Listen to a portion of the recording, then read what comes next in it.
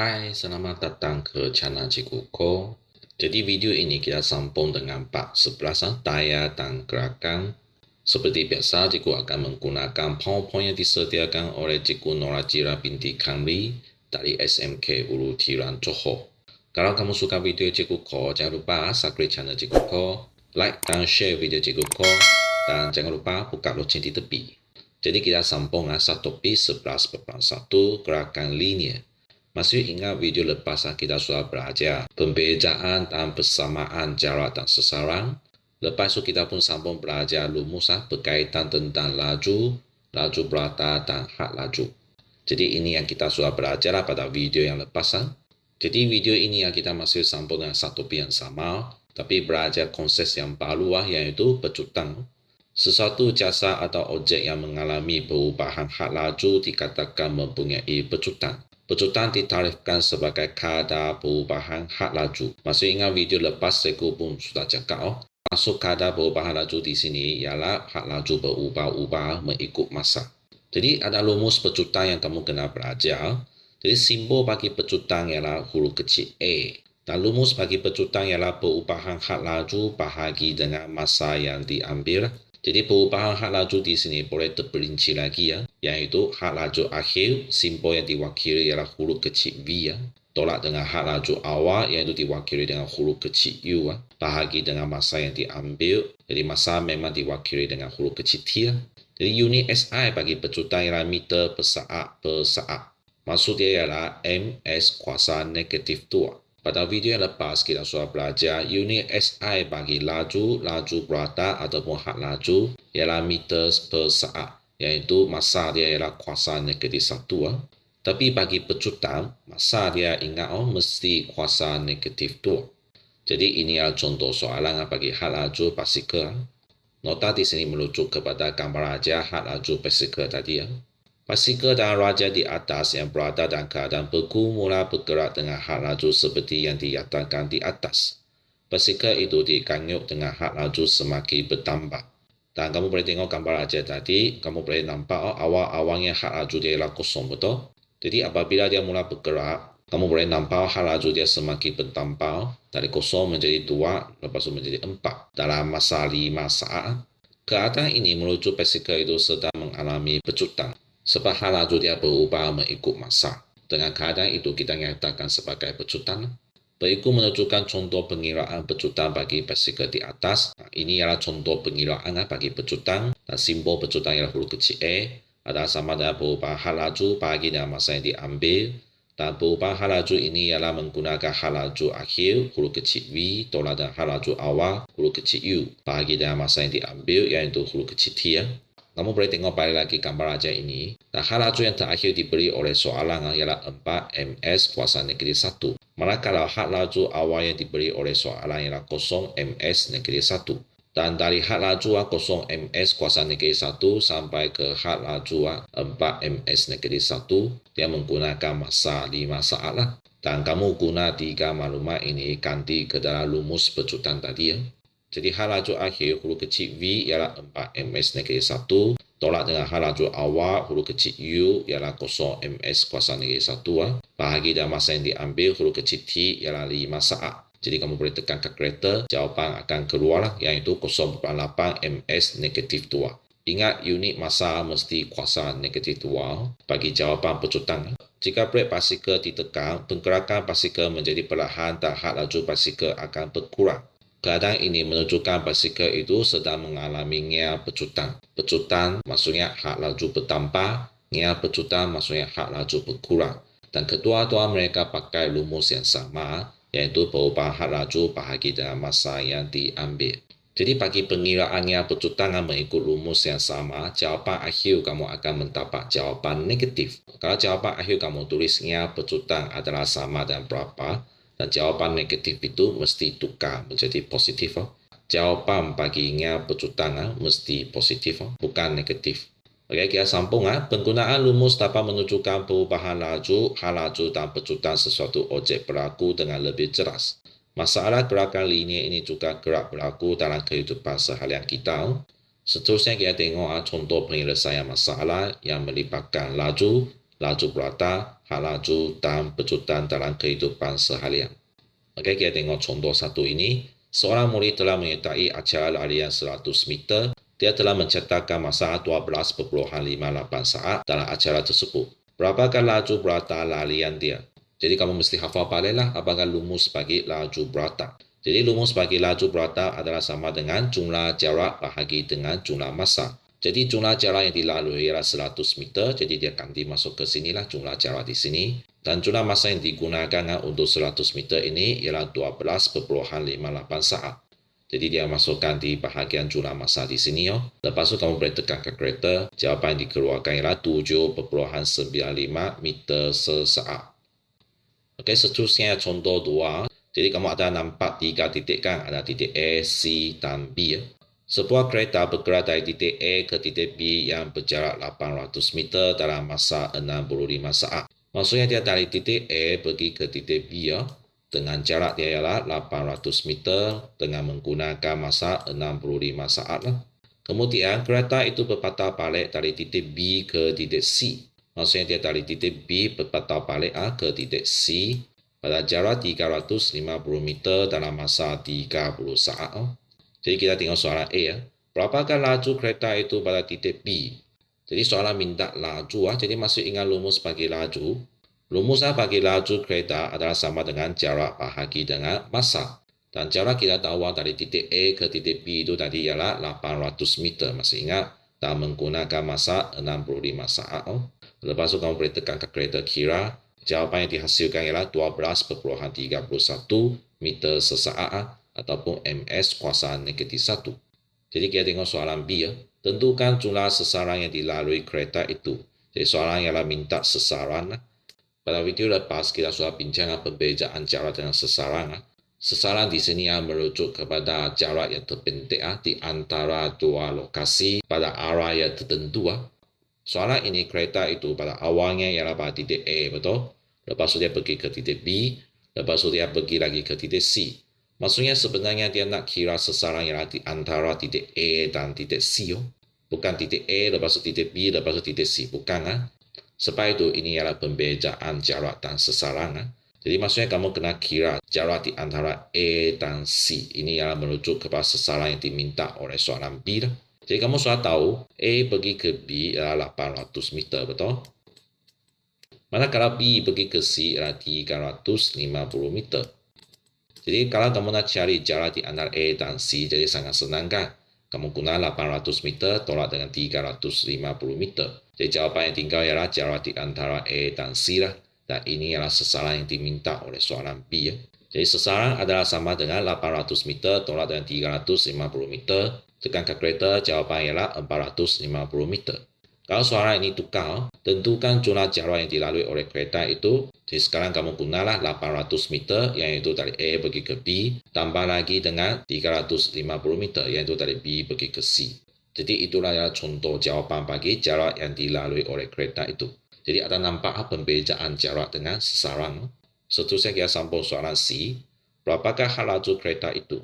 Jadi rumus bagi hak laju adalah sama dengan sesaran bahagi dengan masa. Dan sesaran tadi kita soalan B sudah cari, betul? Iaitu 450 meter. Dan masa yang diambil ialah 95 saat.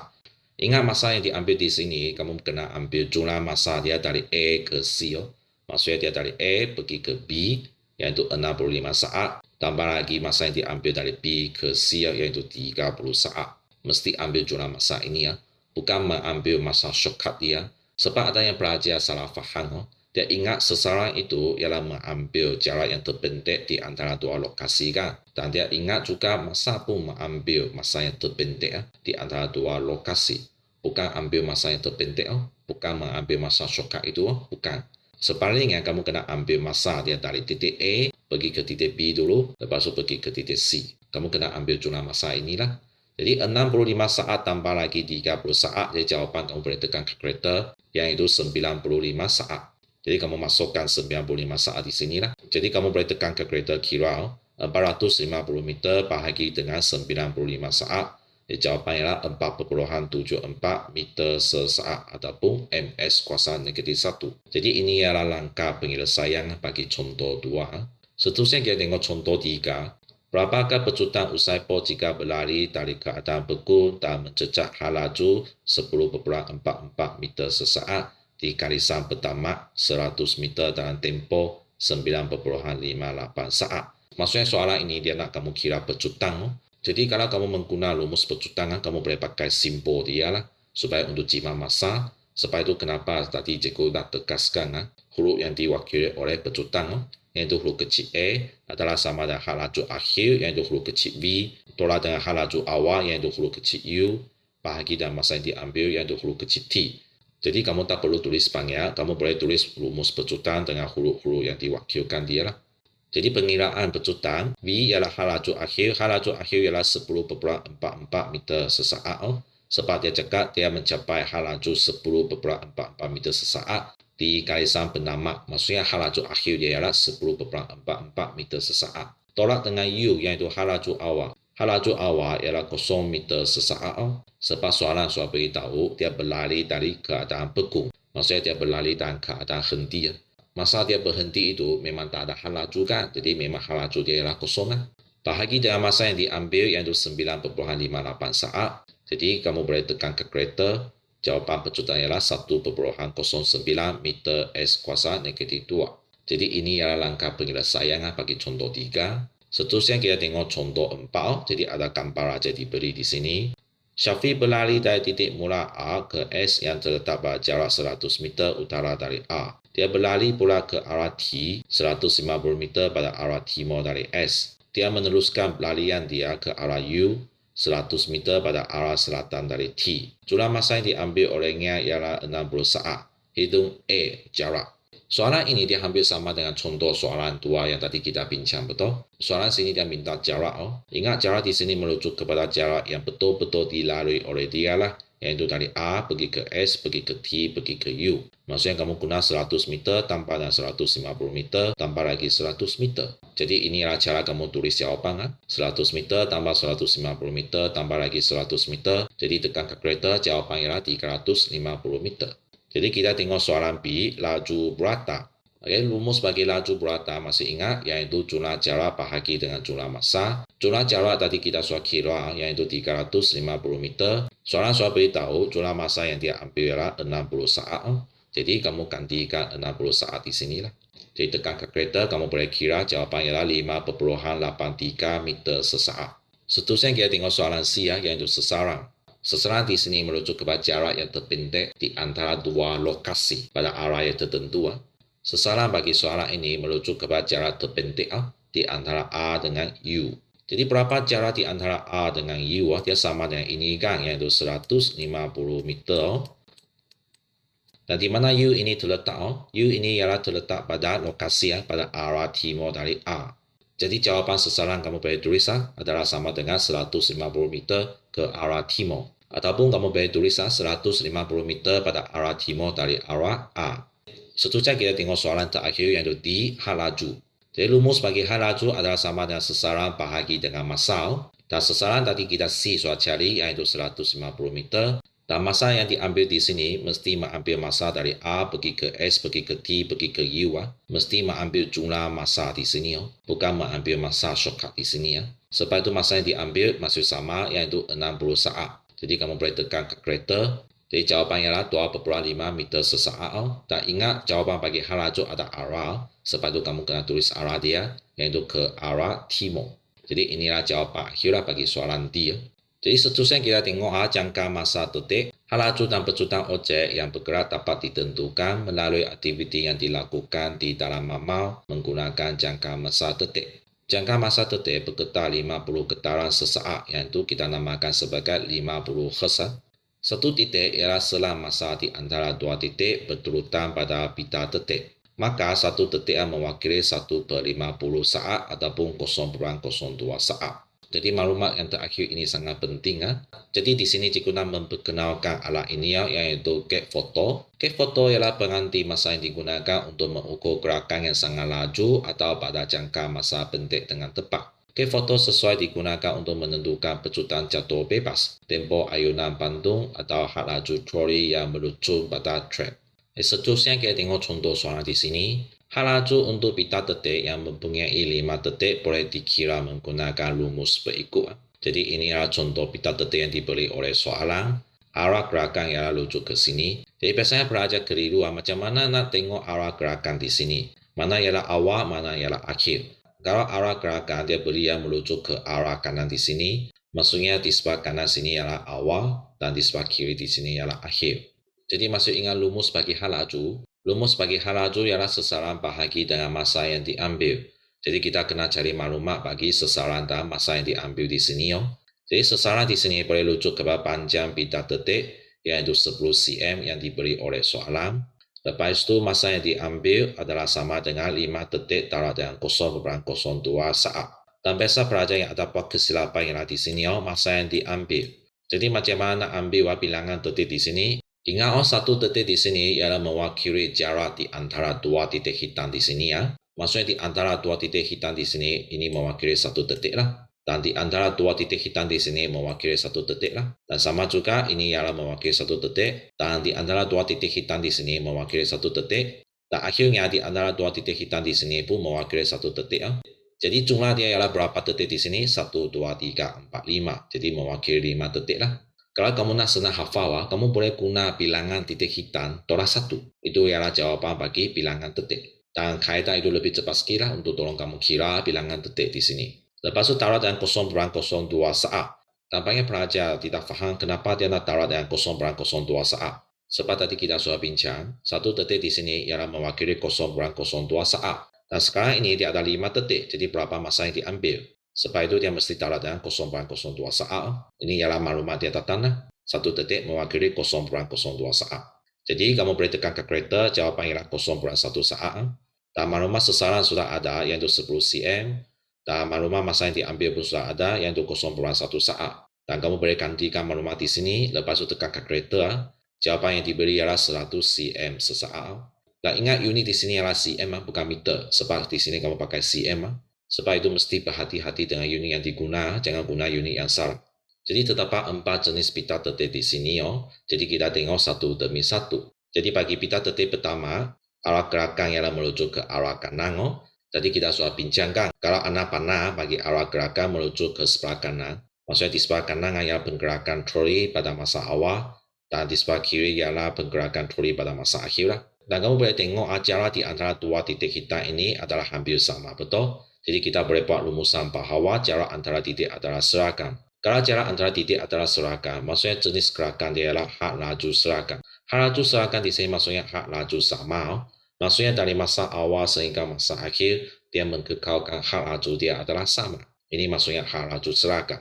Jadi kita tengok pita detik yang kedua, jadi arah gerakan masih kekal sama. Di sebelah kanan ialah pergerakan troli pada masa awal, dan di sebelah kiri ialah pergerakan troli pada masa yang akhir. Dan kamu boleh perhatikan pita detik di sini, jarak di antara 2 titik hitam ini adalah lebih besar pada masa akhir, berbanding dengan jarak di antara 2 titik pada masa awal adalah lebih kecil, betul?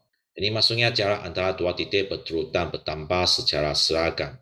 Tadi cikgu sudah cakap, di sebelah kanan ialah masa awal, dan di sebelah kiri ialah masa akhir.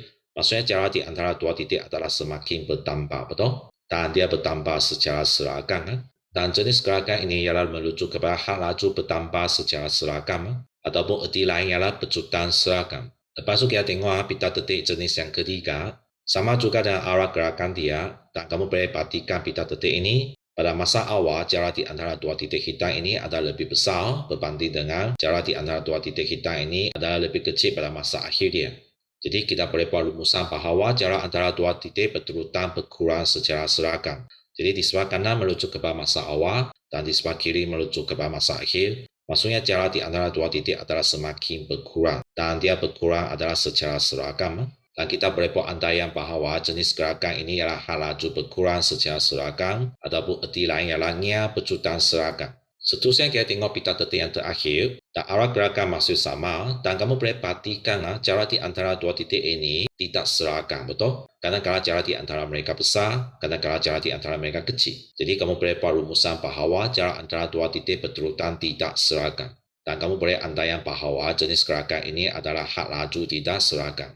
Jadi ini adalah 4 contoh pita detik bagi jenis gerakan linear. Dan video ini sampai sini saja. Video ini kita sudah belajar tentang rumus pejutang. Dan seterusnya kita pun belajar beberapa contoh penyelesaian masalah yang melibatkan laju, laju purata, hal laju, dan pejutang. Dan seterusnya kita pun belajar contoh pengiraan bagi hal laju pita detik. Dan akhirnya kita belajar 4 jenis gerakan linear bagi pita detik yang berlainan. Jadi kalau kamu suka video Cikgu Ko, jangan lupa subscribe channel Cikgu Ko, like dan share video Cikgu Ko, dan jangan lupa buka lonceng di tepi. Dan kita jumpa lagi pada video yang seterusnya. Bye-bye.